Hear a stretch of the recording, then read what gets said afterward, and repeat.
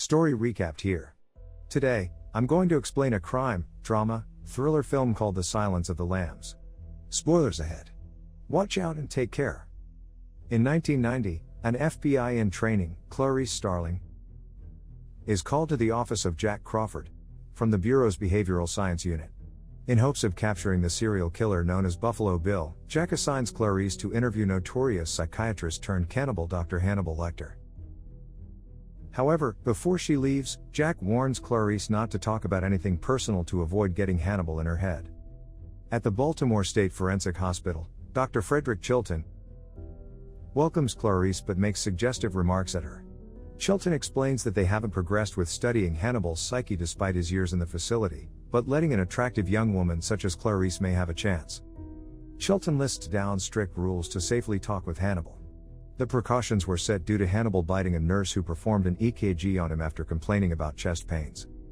Due to Chilton's animosity against Hannibal and his crude remarks about her, Clarice decides to talk to Hannibal without assistance. Heart-pounding, Clarice walks down the hall filled with imprisoned inmates, keeping her chin up to show confidence. Before Hannibal's cell, an inmate named Miggs gawks at her. At the end of the hall, she sees Hannibal Lecter standing, already expecting her. Unlike the other inmates who are behind iron bars, Hannibal's cell is behind reinforced glass. He gazes at her with interest, already deducing that she's Jack Crawford's colleague. Even when he notes from her ID that she's still an FBI trainee, Clarice refuses to falter. Clarice notices Hannibal's sketch of the Duomo in Florence, Italy, admiring his ability to draw from memory. She diverts the topic to the FBI questionnaire she was sent to give, but this loses Hannibal's interest. He knows that Jack intends to use him to understand and eventually arrest Buffalo Bill. When asked why Buffalo Bill skins his victims, Clarice believes that it's his trophies, as most serial killers keep them. Hannibal denies keeping trophies. Clarice casually adds that he ate his victims instead. Her demeanor interests him, so Hannibal accepts the questionnaire. Hannibal finds it amusing the notion that this would help them study him. Hannibal starts listing down his observations of Clarice, from her clothes to the accent she tries to hide. Clarice's speech finally falters as she challenges him to use his keen observation on himself, insinuating that he's afraid to do so. Hannibal returns the questionnaire, sliding the box loudly to startle her. He leans to the glass as he recounts how a census taker tried to test him, and Hannibal ate his liver. The story fills Clarice with dread. Slowly, she walks away but stops when Miggs flicks bodily fluids onto her face, starting a commotion. Hannibal shouts for Clarice, apologizing to her for the other inmates' behavior. As compensation, he offers the name Moffat and that she should look into yourself to help her investigation. Clarice walks out of the facility, unnerved and in tears. She comforts herself as she remembers welcoming her father back home when she was a girl. Later that day, Clarice browses through the newspaper reports on Hannibal Lecter's case. Jack calls to inform her that Miggs has passed away after swallowing his tongue. In addition, the guards reported that Hannibal was whispering to the inmate before the event. The news fills Clarice with terror, thinking of Hannibal's irritation at Miggs' behavior towards her. But she doesn't share this with Jack, who believes that Hannibal did it to amuse himself. Jack asks about the name Moffat, unable to find the name among Hannibal's old patients. Clarice deduced that the phrase "look into yourself" was too vague for Hannibal, which led her to your self-storage facility in Baltimore, near where Hannibal used to live. The keeper tells her that a person named Miss Hester Moffat rents a unit at the storage facility. Inside the unit, Clarice finds a car with a headless mannequin inside. Removing a handkerchief from a jar, she discovers a severed head inside. Clarice heads back to the hospital to confront Hannibal. She sits on the floor in front of a TV set while Hannibal sits in the dark. Hannibal tells her that the head is his former patient, Benjamin F.B.I, whom he assures that he didn't kill but only kept his head. He suggests that F.B.I was killed as an experiment. The lights turn on, revealing that Hannibal's sketches have been taken away as punishment for Miggs' demise. The gospel television program behind Clarice is also part of his punishment. Hannibal bargains to be transferred to a federal prison with a view, away from Dr. Chilton, in return for giving his psychological profile on Buffalo Bill. At Memphis, Tennessee, Catherine Martin enjoys music while driving back home. A man with night vision goggles spots her, eyeing her as prey. As she heads to her apartment, Catherine spots a man trying to load an armchair into his truck. She offers her help, seeing the man's injured arm. Catherine hops into the truck to position the chair inside, but the man punches her several times, knocking her out. He checks the size of her coat, happy to see that she's a size 14, before cutting her blouse and throwing it on the parking lot. On their way to investigate a new body found, Jack gives Clarice the case files, explaining how Buffalo Bill keeps the victims for 3 days and all injuries are post-mortem. The bodies are always found in the river after the water had washed off any evidence. Clarice suggests that Buffalo Bill is a Caucasian male in his 30s to 40s based on the evidence. She believes that he will not stop anytime soon, not after he has perfected his work. Arriving at the funeral home, Jack talks to Sheriff Perkins regarding the case. Jack requests to speak about the delicate case in private, eyeing Clarice. The men are uncomfortable with her involvement in a serial case that targets women. Wanting to leave the awkward situation, Clarice looks into a funeral ceremony in another room, remembering her father's funeral. In the autopsy room, Clarice sees the body for the first time. She is visibly bothered but pushes on, recording her findings on a tape recorder. First, she notes the woman is from the city and that the dirt under her nails suggests that she tried to claw her way out of something. Next, Clarice notices something in the body's throat. Inside, they find a cocoon. On their way back to the agency, Jack explains to Clarice that he only told the sheriff not to discuss the case in front of her to get rid of him and his men. With the help of friends, Clarice learns that the cocoon is from a death's head moth, which originates in Asia. Given this, someone specifically raised them in this area. The news reports the disappearance of Senator Ruth Martin's daughter, Catherine, who is believed to be taken by Buffalo Bill. This puts the Buffalo Bill case in the government's attention. Senator Martin pleads on television, repeating Catherine's name several times to humanize Catherine in Bill's eyes. With the recent development, Clarice revisits Hannibal. Clarice relays the senator's offer to transfer Hannibal to a maximum security facility in exchange for helping them profile Buffalo Bill in time to save Catherine. But Hannibal demands Clarice to share personal stories in exchange for his compliance. Clarice tells the story of her father, a town marshal who passed away while on the job. Her mother was also gone when she was very young, leaving her orphaned at 10 years old. For Hannibal's turn, he asks if Catherine was a large woman. Clarice confirms that all of Buffalo Bill's victims were. She informs him about the moth they found in the previous body and reveals they found the same cocoon in Rusby's head. Hannibal points out that the moth's cocoon symbolizes transformation, and Buffalo Bill wants to change as well. Hannibal asks more about her story.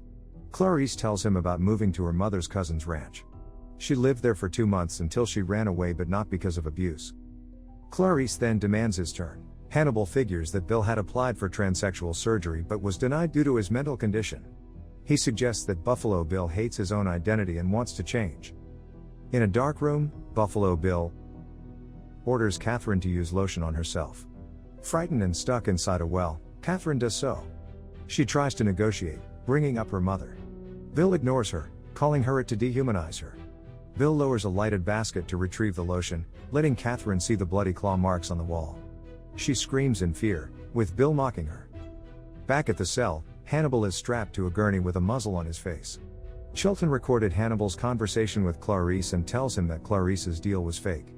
Chilton made a different deal with Senator Martin. He demands Buffalo Bill's name in exchange for being transferred to a state prison in Tennessee. All the while, Hannibal stares down at a pen that Chilton leaves behind. His mind is working on a plan. Hannibal gives the name Louis but will reveal the last name only when he has met the senator in Memphis. In the airport, Hannibal is wheeled in, completely strapped to his gurney. Senator Martin arrives, hoping that the doctor will help find her daughter. She offers Hannibal an affidavit of their deal, but he wants to jump ahead with the case. He tells them that Buffalo Bill is Louis' friend, who was introduced to him by Rusby. With the breakthrough, Chilton enjoys the press attention, allowing Clarice to pass his security. Clarice meets Hannibal in his new cell, returning his old sketches as a peace offering. He taunts her for wasting time with the fake deal.